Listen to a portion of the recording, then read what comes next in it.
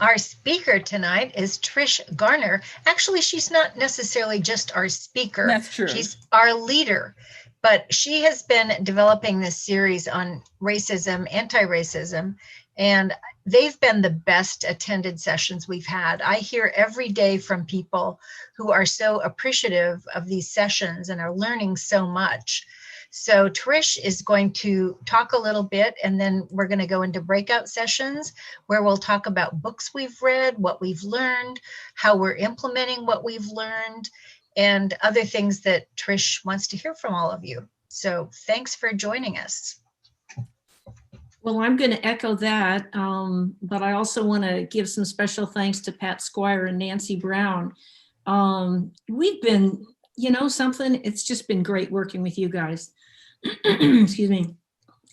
We just, everything's kind of smooth as silk. It's just a real delight, and some laughs and chuckles along the way. So thanks, guys. I hope everyone's had some chance. By the way, everybody hearing me okay? Do I need to turn anything up?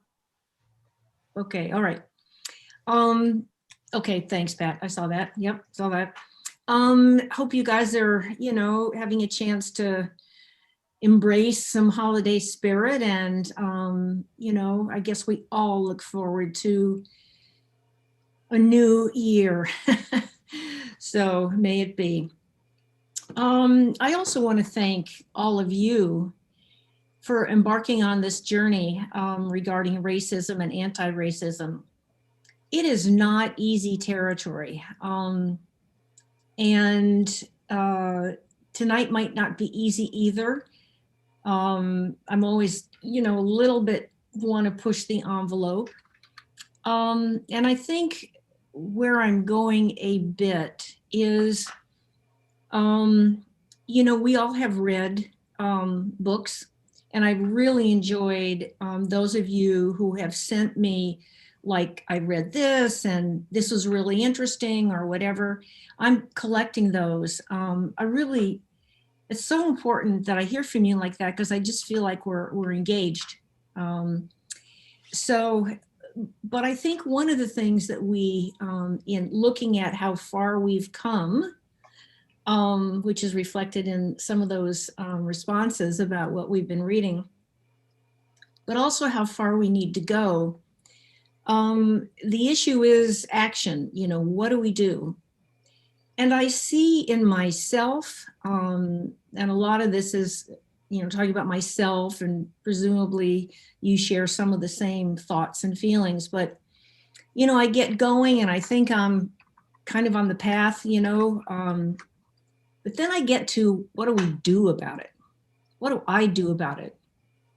Do I sacrifice something? What do I sacrifice? I know, seeing as this is the place for admissions, I cannot tell you how many times that someone talked to me about reparations. And I say, well, how can we do that? We don't know who the slaves were. Well, unfortunately, racism did not stop with the end of the Civil War or that such. So I realized the really the racist thought behind my comment. So maybe you guys have made the same comment, I don't know. But I also want to again acknowledge my lack of expertise in this area. I'm with you guys. We're learning this together. Obviously, my lived experience is in a white privileged culture, and so I try to make as much of an effort as I can to understand, but I certainly am not speaking on behalf of or for the experience of people of color. So with that in mind, that's pretty important. So tonight, again, I want to assess where we've been, what we've done to learn about racism, what's been the impact on us, both thought-wise, feeling-wise. I'm sure some of you have come across some history, which is not comfortable. Learning about perhaps some of our heroes that we've long cherished, How about even the beginning of the Constitution? How about the nature of democracy? I think once you start plumbing those issues, it can become very uncomfortable. But I think what we're trying to do is trying to find the and our individual truths as best we can. It's also not easy to realize one's racist, direct racist thoughts.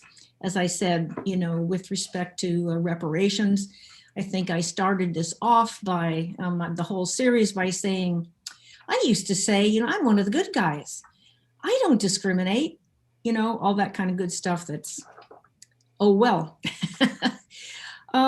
It's also not easy to accept the extent of my economic privilege. Yes, I have money in the bank, but, I look at things like the whole real estate, shall we say, market, how it's been handled throughout history, how families have been able to or not able to pass along wealth. And it's not that I feel guilty about what I have, but I am aware that there are so many others who, by virtue of systemic racism, just were not able to even get to where I and presumably we are. I mean, I imagine all of us have different wealth, measures. Some of you I know are calling from, the beach and your mansion with the, 15 or 20 acres that you have to, monitor. Anyway, I'm sorry. I'm trying to, trying to be laughing a little bit. I was really interested in the books that you mentioned. I know one was So You Want to Talk About Race by AAUW. I highly recommend that. And Caste by Isabel Wilkerson, talking about how, we thought India had a caste system. Well, we have one here in the US. She also wrote The Warmth of Other Suns, which is just a beautifully written book that gets you into the, I'll say the patois, the language of African-American speech. It's wonderful. So, okay, some of that I guess is on the good side, but how do we chart our course for the future? And what should we do? I'm going to start out by suggesting, as I say, being somewhat provocative, that I noticed a fairly recent example of one of my longstanding racist approaches. And frankly, I have noticed one or two of you have fallen into that same, shall we say, trap. And what it is the word Caucasian. I think we've all used the word Caucasian, for decades, maybe more than a couple decades, without very much thought. I think recently, many of us use the word Caucasian in our search for kind of the right word. Do we call ourselves white people, white folk? Nordic American, North American, what do we, and so Caucasian has seemed to be, a reasonable word. Well, unfortunately, I took a little look at the history of the word Caucasian. As you might be able to guess, it is not a pretty picture. It comes from the work of a German anatomist by the name of Johann Blumenbach, who visited the Caucasus Mountains. I don't have the date, but I think it's in the 1700s or something like that. Located between the Caspian and Black Seas, for those of you who are geographically minded. And he labeled the people there Caucasian, proposing that they were created in God's image as an ideal form of humanity. He went on to name 4 other races, quote unquote, each considered, quote, physically and morally degenerate forms of God's original creation, end quote. And here are the categories: Africans, excluding light-skinned North Africans as Ethiopians or Black. Non-Caucasian Asians were separated to two races, the Mongolian or yellow race of Japan and China, and the Malayan or brown race, which included Aboriginal Australians and Pacific Islanders. And he called Native Americans the red race. Now, unfortunately, Blumenbach's, I know, I can see some of you saying, what? You know, yeah. But his system of classification was readily adopted in the United States. It was often used to justify slavery and racial discrimination. In the 19th century, the eugenics movement, many of you may know something about that. And they generally divided the races into Nordic, Alpine, Mediterranean, and Jew. Of course, Nordics were rated the highest intellectually and morally. Unfortunately, the word Caucasian, which was soaked in this history, became the commonly accepted descriptor for people of generally my white origins. It's used in directly in governmental documents, local, state, national, etc. But when we really think about Caucasian, I think we need to just say, another example of where we've been and where we need to go.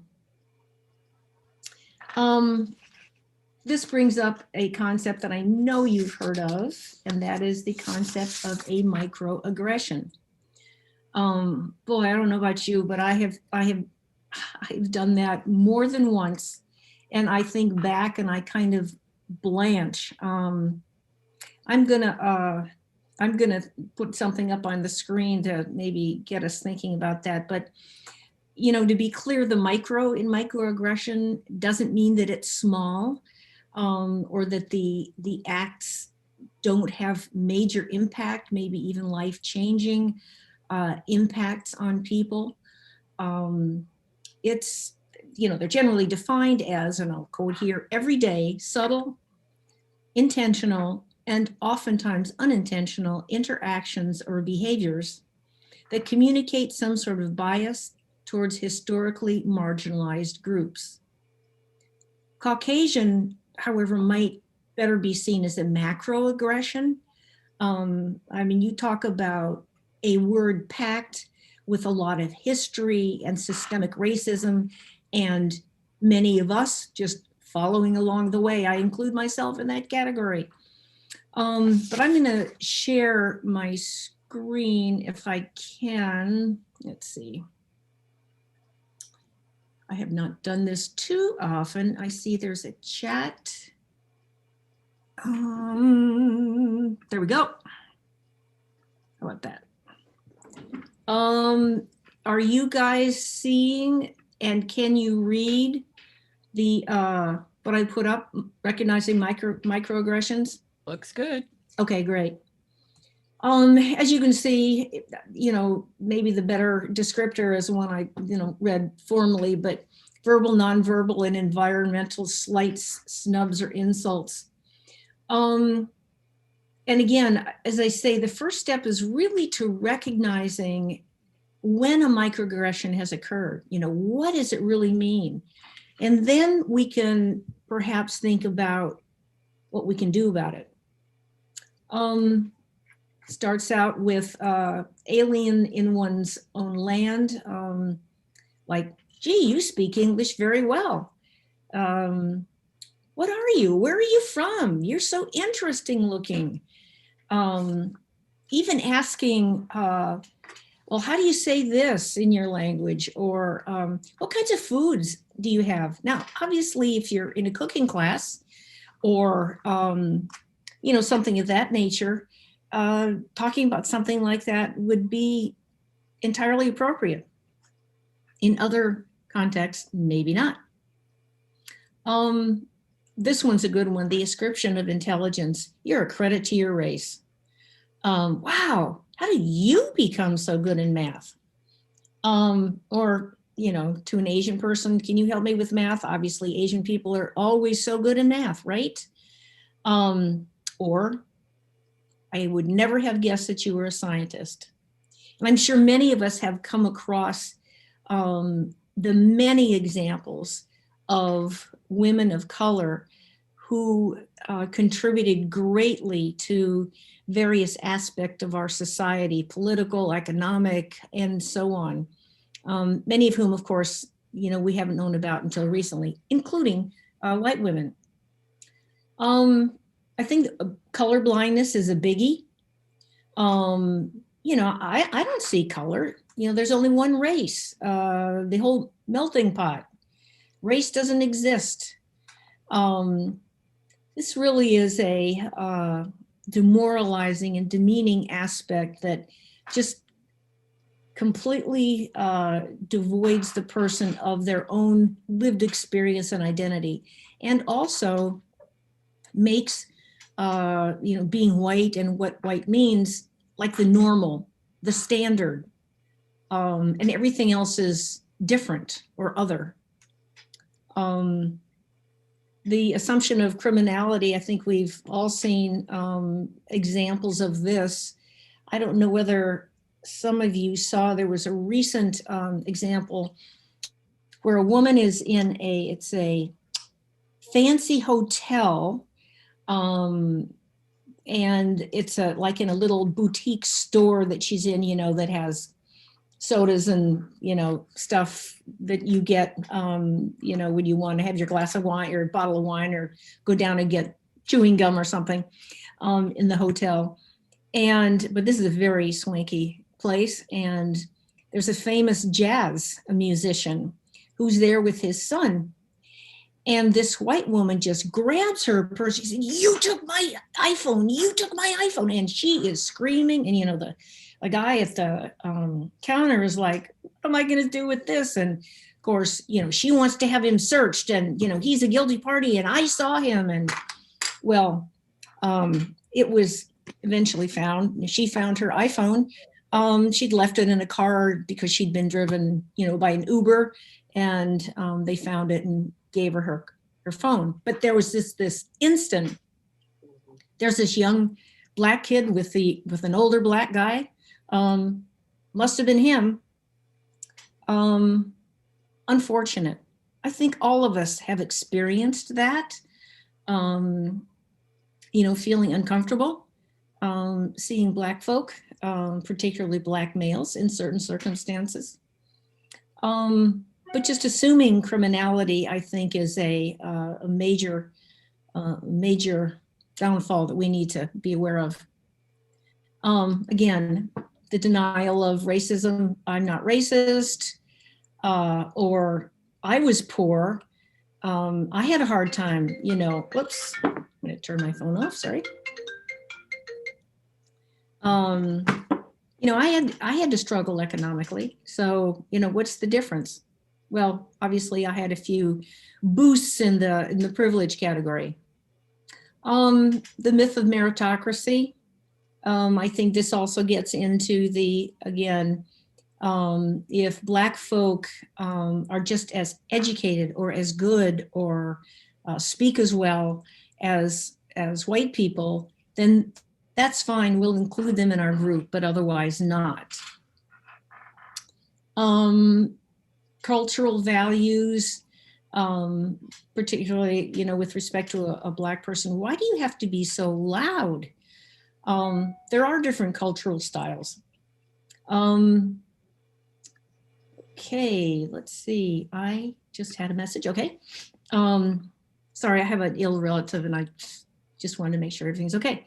I can let you go through some of these second-class citizen things, mistaking a female doctor for a nurse, coming to the counter and assuming, you know, if that person is black, that they're, you know, there to serve you, that they're a secretary or receptionist or something.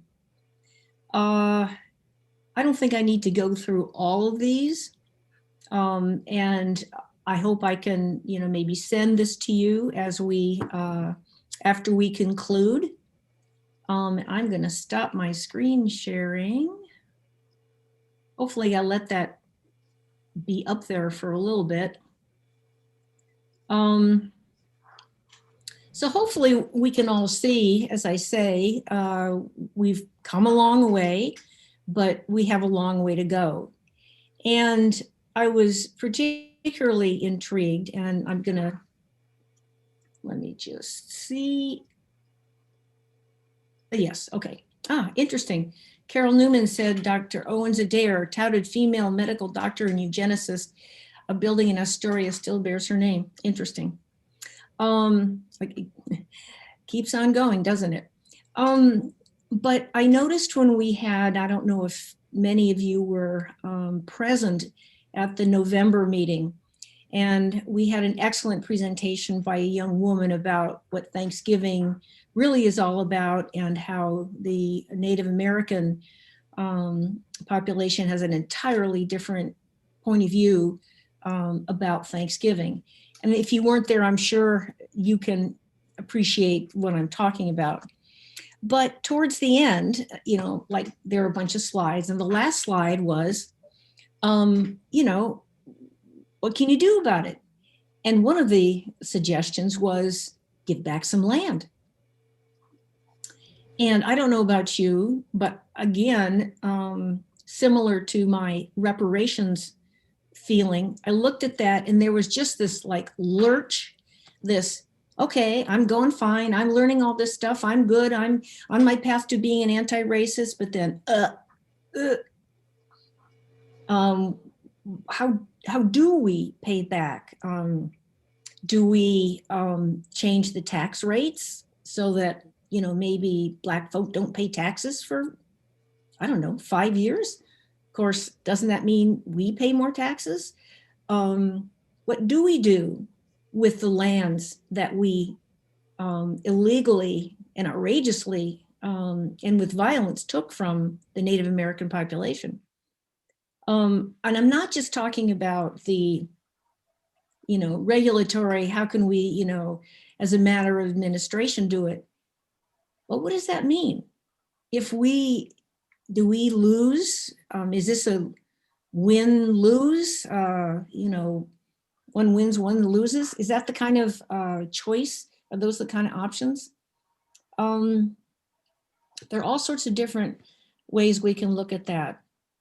It's also, and I don't know if many of you have experienced, but I think there is going to be a time, and I'm experiencing it in my political world, decisions are being made a totally different way.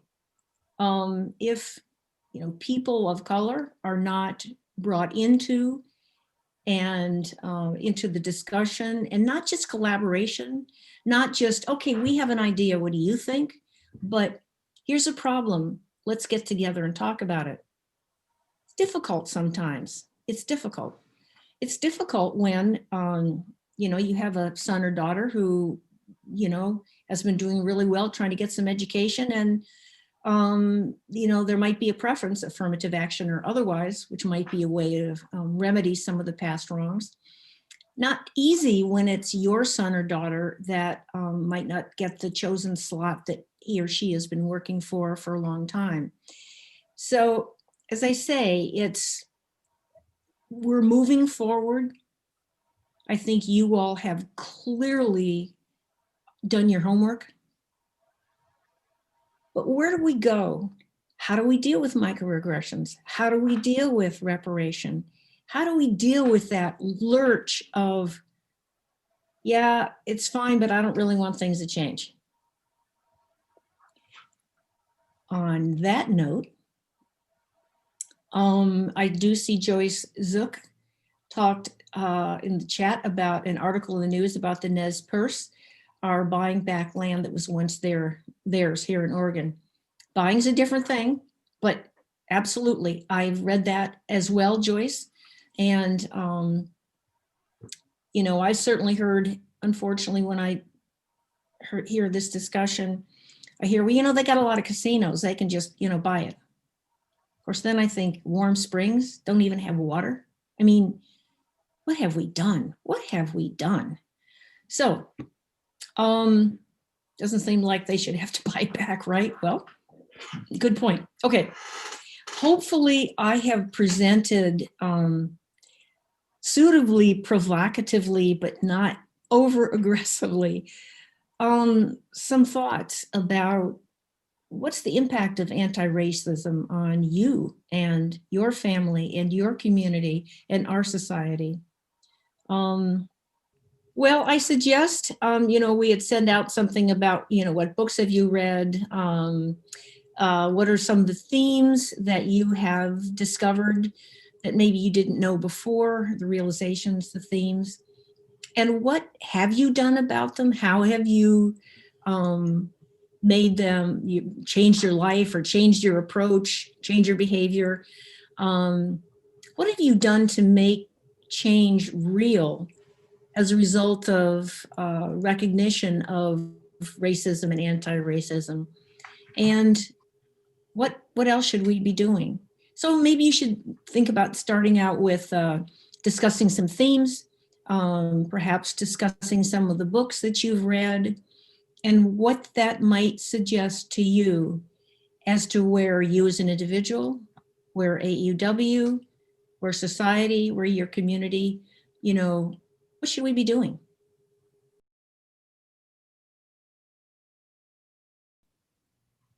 Welcome back. Welcome back. Well, hopefully that was fruitful. I enjoyed, being in the groups I have had the opportunity to sit in on. I mean, we talked everything from schools to police to all sorts of areas, individual, AAUW, and society. I'm going to tag on to the topic that the last group was discussing, which is civics. As you know, we have, we have been trying to think, how can we get civics in schools? Well, how do you think us coming up with, even if we had the capacity, even if we could hire the best curriculum developers in the world, and we, AAUW, came up with the curriculum, and we presented it to the, Oregon Department of Education, said, here it is. What do you think some of the problems with that would be about that approach? Yeah. Well-intentioned. Yeah, I've heard that one of the problems is that because people are so driven to teach to the test, and because civics isn't on the test, that there's a certain resistance. I can't speak. Absolutely, but let's forget that. Let's forget that. Let's say the Oregon Department of Education says, okay, or whomever, whatever the instructional says, oh, we're going to have a civics thing on our test, and we'll, make space for teachers. We'll even pay them more, maybe extra double time to teach civics. We'll give brownies and cookies and potato chips for every student who wants, let's assume away the money issue. What do you mean by civics? Could you clarify what exactly you mean by civics? Good question. Yeah, I think that's a key issue. I want to see it through rose-colored glasses, and thank you, Ellen, for that question. I'm guessing civics is already taught, and pieces of it, but not called civics. Now, like I said, I'm guessing, but I think we should take a look at that and find out where it is being taught and how it's being taught. And what is our definition? Yeah, I'm with Ellen. What is civics specifically? You asking me? Civics to me says some political science, some history, some government. How does our government work? Some constitutional history, so forth. But is there more? Trish? Well, Does anyone, again, let's assume, money's no object, Oregon Department of Education's chill, we're good.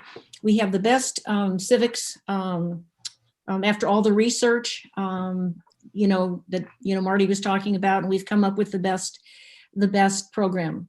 Is there a problem there? Well, yeah, your definition of best. So let's start with that. I mean, the way you teach history, we are seeing so many errors in the way our history books are written and how they portray things. I'm just taking a class right now where they're just going through one thing after another that you thought it was this way and it wasn't. And so you have to be very enlightened to see some new ways of looking at things. But if you're trying to, what is your goal? If you're trying to make sure that we continue to have a democracy, because that does seem to be a challenge right now. And if you're trying to give one message, the Chinese had a little red book. If you're trying to give a message to unify the population of 330 million people, it's going to be, you almost need an autocrat to do that because people don't agree. I mean, they don't even agree on things that are very agreeable. Marianne, you're muted. You need to unmute yourself, Marianne. Oh, there you go. She remuted. Oh, you remuted. There you go. Okay. A lot of the population can't even identify the three branches of government. Well, so you're proposing that Yes, who can? that the lesson Yes. plans include some information about government, including the three branches of government. That would be part of the curriculum. Oh, Trish, have you ever heard of books, the Tuttle Twin books? Nope. Okay, so it's a set of books that's written by an author named Connor Boyack. And this was on my daughter's major hit list for my grandkids for Christmas. My grandkids are 6 and 9. And this is a set of books that are aimed towards this age group that teaches about civics and legislative sessions and legal sessions. And it hits them at their age and how it affects them. I read through them. I ordered them. There were, I think, 10 or 12 in the series. And I read through several of them before I gave them to her because it's like, I'm looking at this going, whoa, maybe this makes me nervous. But it's like, no. It was some incredible books for kids at that age to start them on this path. I'm going to be provocative here. Why the hell should I be learning about the three branches of government? They don't work for me. I was going to say. So, you're telling me the rule of law? When a police officer comes by my neighborhood, I head for the hills. It's not officer friendly. Well, thank you. You're telling, you're saying you're going to give me civics so I know how to navigate government, right? Well, Trish, I was an ESL teacher at the high school level, and I taught about the three branches and how they were like a balance of powers. And I feel like a damned liar because with this Trump thing, they didn't work. And I feel like they're going to come back to me and tell me I was a damned liar because there's no balance of power. It just totally was taken over by political theater. So I feel really bad, but I taught it didn't work. But this is all Ellen, this is what we're talking about. We all did things like that. It's just hopefully we can move from there, but I still think we're missing an important thing. Be talking about and I don't know, Sue, about the particular books that you were referring to. So those may be an exception, but we should look at all the various curricula and kind of combine them. I agree. However, if we don't begin the process with engagement of communities of color, it's going nowhere. And it shouldn't go anywhere. And I don't just mean, here's the curriculum. What do you think? So, It needs to, because what my world is, how I perceive civics and government and operation, which is probably somewhat similar to what you guys, see and feel and experience. Totally different experience for people of color. And not just people of color, but we talked about poor people as well. Right. yes, Right. And also GLBTQ and especially T these days, especially Black transgender women who are being murdered along with Black men. I'm curious as to why I looked up the word civics because I never used it either. I guess some other people didn't either. And all it says is the study of the rights and duties of citizenship. And Okay, I would also say that there are several communities who would laugh out loud at that. I need to learn that. Exactly. But that's why are you using the word civics is what I'm wondering. Is that what we really need to be learning? Because when let's see, Mary Ann mentioned the 3 parts of government, I said, Yeah. You know who knows that better than anybody? Yeah. It's New the immigrants. Yeah. Exactly. The ones They who have to study study it. Yeah, they have to study it to Good take point. the test. Yeah, but what it means and what it's good for, and as Ellen said, the garbage that just happened, the judiciary is lost at this point. And if we don't get Georgia, the Senate may be too. I don't know. Now I'm getting regret. Yeah, no. I understand. But what I'm saying is fundamentally, this is kind of what I'm talking about. We have read a lot. Our knowledge has been heightened and broadened. I hope you feel that way. I hope you feel, I feel sometimes lucky. Gosh, I'm white. I've had my privilege and now I get to learn about Black folk too. Wow. And I'm still here where I am. But I think when we talk about education, when we talk about civics, it has to begin with collaboration and engagement. And by that, I mean, someone else is not we white folk, but someone else is directing the meeting. And I will tell you, different cultures do things differently. In terms of how they hold meetings, in terms of how they express things. I encourage you in terms of something to do, is to engage with a community that might be different than yours. And again, it's not, I have the civics program, what do you think? Or I have this idea, what do you think? I don't think that's maybe the answer. It may be part of an answer, but rather engagement. What do you perceive are problems? What needs to be addressed? From your perspective, what should we be doing together and moving forward on? Anyway, does that make sense? In other words, I feel stymied with respect to the civics issue and so on. But I thought that was an incredibly profound example of kind of and not just the issue that Ellen raised, which is, right on, which is a lot of, think of what we were taught. And I'm sure things are a little bit, better, than the quote history and, what democracy meant that we got taught. But, it's complicated. What do you teach 4th graders? I don't know. We hold these truths to be self-evident. Did we? Not so much. Can we? So it's like a whole, I guess what I'm trying to say is it's a perspective change. It's a paradigm change. And I'm hoping that me pushing you a little bit, and only because I've been pushed hard. I want us to all think about these issues.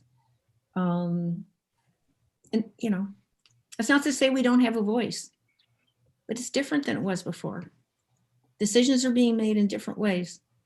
Different topics are being discussed. So, but that means that our engagement, our knowledge, our experience is also valuable, but we just have more to go. What are your thoughts about what I've just been pontificating about?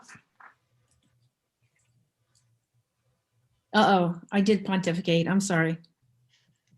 Marty, what do you think? I was away from the screen for a few minutes, so I only Guilty. heard a little bit. So I just have to reflect on the whole idea of teaching appropriately in the schools. I strongly believe in public schools. I know there's an incredible issue for attendance in public schools, which helps complicate the issue. And Well, let me ask you that. Why should young Black people go to school? What good is it? Are they going to school so they get educated, so they're like white people? I'm being my lawyer me. Please understand, I've said the same things you're saying. And I think we're down the road far enough that what I'm trying to do is, our usual suspects, our usual answers aren't always going to be the answers. and isn't that confusing? Oh, yes. Oh, could I have everybody raise a hand who says that this stuff is confusing? Okay. It is. So if I could jump in, I'm not so sure that the education part is the crux of the situation. I'm reading about algorithms and how our society is pitted against those who have no wealth, and it's kind of a vicious cycle. And so if a kid wants to get ahead and do well, that we used to think the schools would help them, but then when they go out into society, they can't get the credit rating because it's kind of against them, and then they can't get a mortgage because things are redlined or have been, Right. and then they can't assume wealth, so their family doesn't have something to carry on to the next generation. And so you have so many things that are wrong. If we don't try to help people who are suffering, if this isn't part of our mentality, if we're all this do it by picking up your bootstraps, I hate that expression, I never did quite get it right, push you up by your bootstraps and do it yourself because tough love is the way to go. Yeah, well, rich people don't have tough love, just for you to know. I want you to know that. They get coddled quite a bit, and that just always amused me to no end. But I really do think our society should be kinder. I don't think we're very kind at all. Mm-hmm. And in fact, we're kind of mean. And until we get that out of us, I just, even war is mean, actually, when you think about it. Well, I think collaboration and engagement are some good words. Was there someone else who had a comment? Trish, I for one appreciate being pushed. I think we need to be pushed and challenged if we're going to make these changes. It's way too easy to sit back in our little comfortable, safe life. And like what you're doing for us tonight, I so respect and appreciate. So thank you for pontificating. Thank you for pushing us. I think I can't speak for anybody else. I need to be pushed. So thank you. Well, thank you. Believe me, just on the issue of civics, oh boy, I've given this a lot of thought. But Carol, I think, wanted to say something. Yes. Yeah. Well, it seems to me that what you're saying is a given, but I guess maybe it's not. But it seems to me it is. The problem that we discussed in our little group is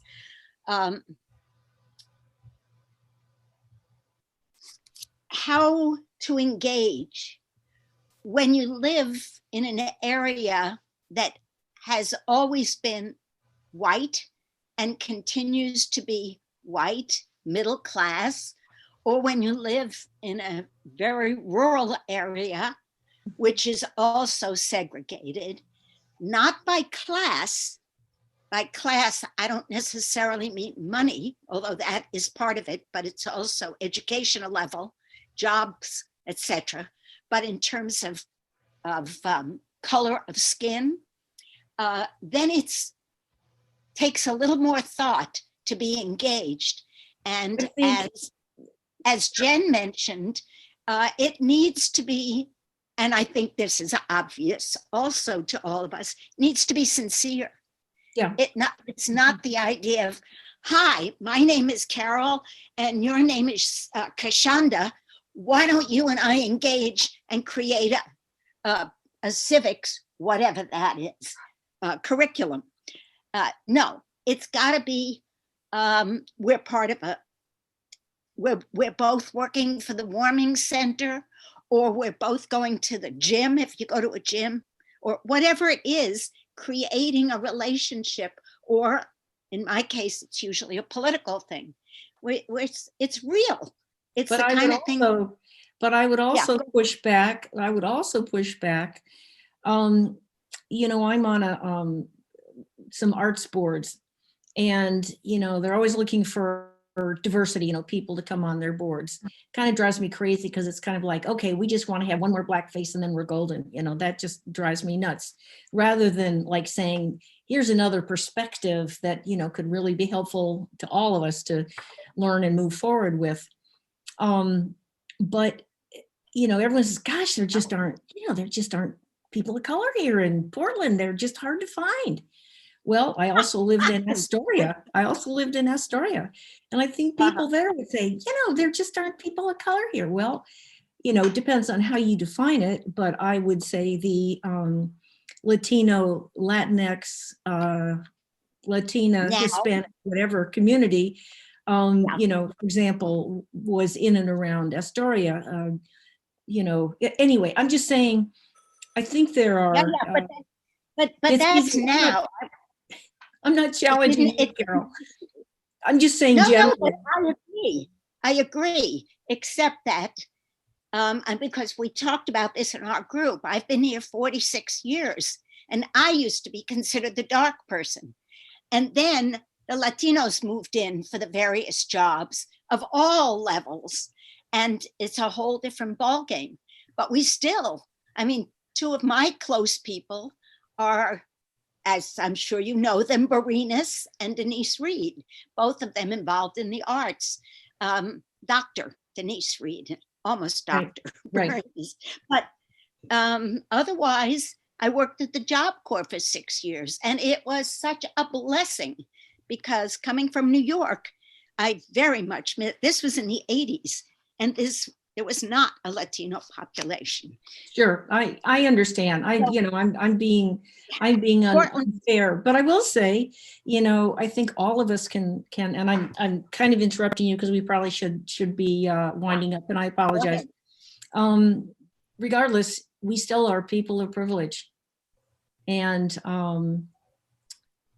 you know, that's kind of where it's at, and maybe we can find some ways to acknowledge and give back.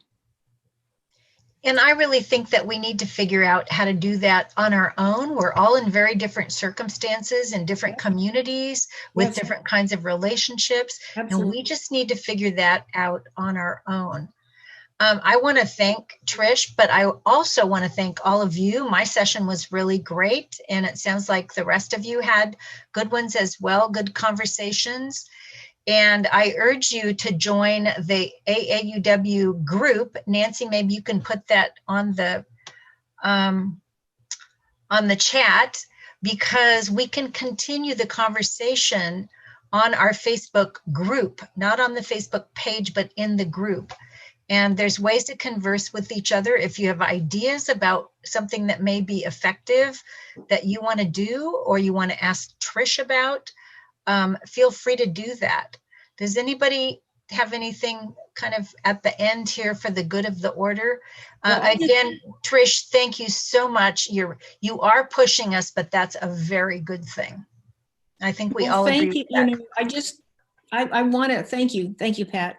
But you guys are to be commended. As I said at the very outset, you're engaging.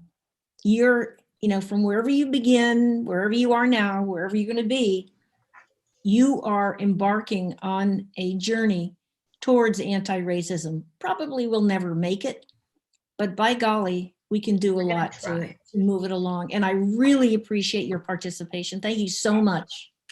One last comment. I heard from one of my members who couldn't be here today that she thinks that this series, especially the anti-racism series, has been the best thing that we've done that she's been able to participate in. So bravo.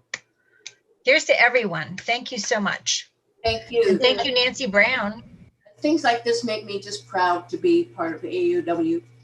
Thank you. Yeah. Thank you. Yeah, thank you. Take care, guys. We're learning, we're thinking, we're experiencing new things. So it's great. Thank And you. we can Happy continue New the Year. conversation in the Facebook group. Okay. No, not Okay, everything okay. is on Facebook, but you know, that's one of the places that people are. So Wow. Nancy Brown, what's our next meeting? I don't know. Pat? We haven't gotten that one. We haven't gotten that one nailed down yet. It is January 6th, and the next meeting with Trish is January 28th. So happy New Year, everyone. And let's just hope for the best for 2021. Gotta think positive.